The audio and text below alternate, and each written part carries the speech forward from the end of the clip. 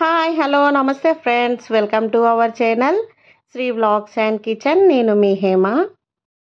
ఈరోజు వీడియోలో మేము చేపల కర్రీ ఎలా చేస్తామో చూపిస్తాను. ఇది చాలా అంటే చాలా టేస్టీగా ఉంటుంది. మీరు కూడా ఒకసారి ట్రై చేసి చూడండి. ముందుగా ఒక బౌల్ తీసుకొని అందులో 1 kg ఫిష్కి 120 grams చింతపండు నానబెట్టుకోవాలి.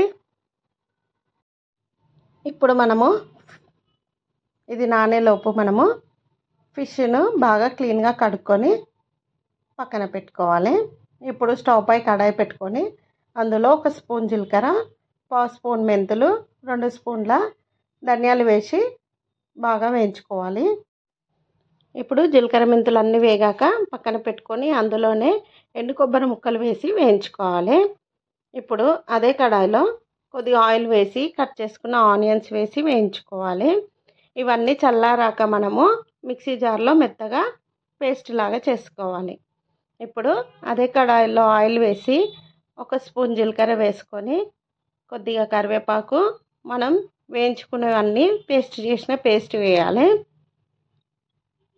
ఇప్పుడు ఇందులో 1 స్పూన్ అల్లం వెల్లుల్లి పేస్ట్ వేసుకోవాలి.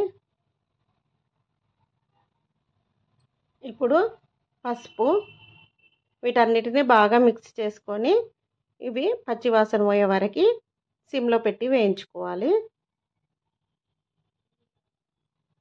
తర్వాత సరిపడా కారం, సరిపడా ఉప్పు వేసుకొని ఒకసారి మొత్తం కలుపుకోవాలి. ఇప్పుడు 1 స్పూన్ గరం మసాలా వేసుకోవాలి. కట్ చేసిన పచ్చిమిర్చి వేసుకోవాలి. చింతపండు గుజ్జు వేసుకొని బాగా కలుపుకొని సిమ్లో ఉడికించుకోవాలి.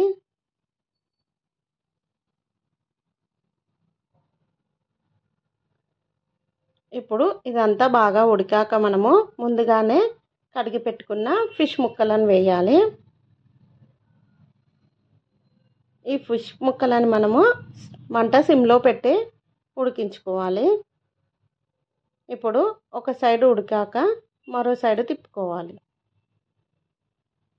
ఒక 5 minutes ఉంచి అందులో కొద్దిగా తరిగిన పుదీనా, కొత్తిమీర వేసుకొని స్టవ్ ఆఫ్ చేసేసుకోవాలి.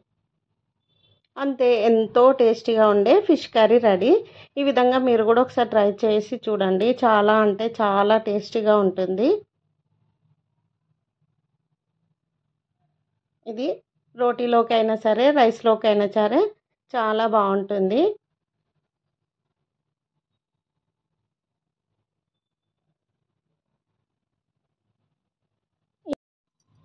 ఈ ఫిష్ కర్రీ చేసిన రోజు కంటే తర్వాత రోజు తింటే చాలా చాలా టేస్టీగా ఉంటుంది. మీరు కూడా ఒకసారి ట్రై చేసి చూడండి.